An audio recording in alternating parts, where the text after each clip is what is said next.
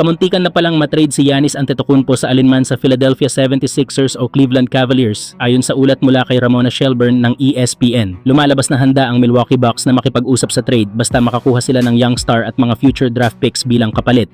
Dalawang pangalan ang agad na lumutang bilang target ng Bucks, si VJ Edgecombe mula sa Sixers at si Evan Mobley naman mula sa Cavaliers. Parehong itinuturing na future cornerstone ng kani-kanilang koponan, kaya hindi biro ang magiging kapalit kung sakaling itinuloy ang trade. Para sa Philadelphia, ang pagkuha kay Giannis ay instant na magtataas ng kanilang tsansa sa kampeonato. Isang win-now move ito na pwedeng magdala sa kanila sa finals, pero kapalit nito ay ang pagsuko ng isang batang talento at bahagi ng kanilang future. Sa Cleveland naman, mas mabigat ang magiging desisyon. Si Mobley ay isa sa pinaka-promising na big man sa liga, at kung ipagpapalit siya, maaaring makuha nila ang isang superstar sa kasalukuyan pero mawawala ang player na pwedeng maging pundasyon ng team sa mahabang panahon.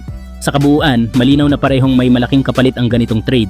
Championship ngayon kapalit ng future bukas. Yan ang tunay na tanong para sa dalawang koponan. Sa tingin nyo, tama bang isugal ng Sixers o Cavaliers ang kanilang future para kay Giannis? Samantala grabe, mukhang seryoso na talaga ang usapan sa MVP race ngayong season. At hindi na pwedeng i-ignore si Luka Doncic. Ayon kay Stephen A. Smith, isa na si Luka sa pinakamalakas na kandidato para sa MVP ngayong taon.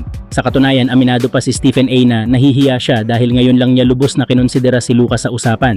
Pero sa ipinapakita ng superstar ng Los Angeles Lakers, malinaw na wala ng dahilan para hindi siya isama sa top contenders.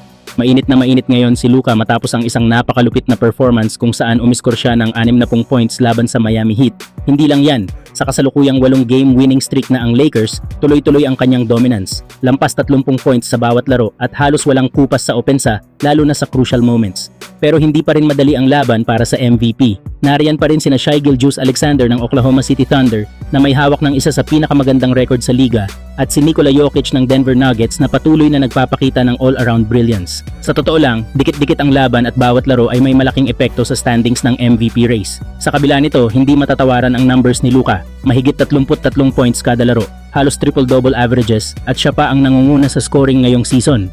Dagdag pa rito ang pag-angat ng Lakers sa top 3 ng Western Conference na lalong nagpapalakas ng kanyang kaso bilang MVP.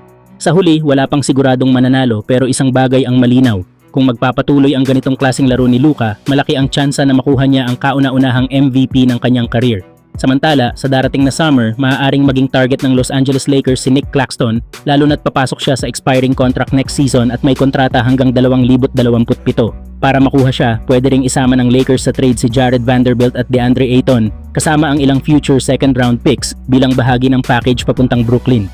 Si Nick Claxton ay kilala bilang isang rim protector na may mabilis na kamay sa defensive rotations at mahusay sa shot blocking. Bukod dito, mahusay siya sa pick and roll at may kakayahang mag-run sa fast break na nagbibigay ng enerhiya sa depensa at opensa. Ang kanyang athleticism at wingspan ay nagbibigay daan para sa Lakers na maprotektahan ang paint at mapabuti ang team defense habang nakakatulong din sa spacing sa opensa para sa mga star players. Sa ganitong setup, mawawala man ang depth sa forward rotation pero makakakuha ang Lakers ng center na swak sa kanilang defensive schemes at perfect fit sa system ni coach. Kung magagawa ito ng Lakers sa tamang package, isang move ito na maaaring magbukas ng mas malakas na championship window para sa koponan habang nagbibigay ng flexibility sa depensa at dagdag na rim protection sa bawat laro. Pero kayo mga idol, ano ang masasabi nyo? Maganda ba sa Lakers si Nick Claxton?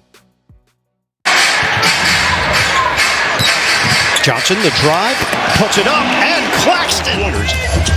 Wilson upstairs. And Claxton steals the lazy pass. Claxton lays it in.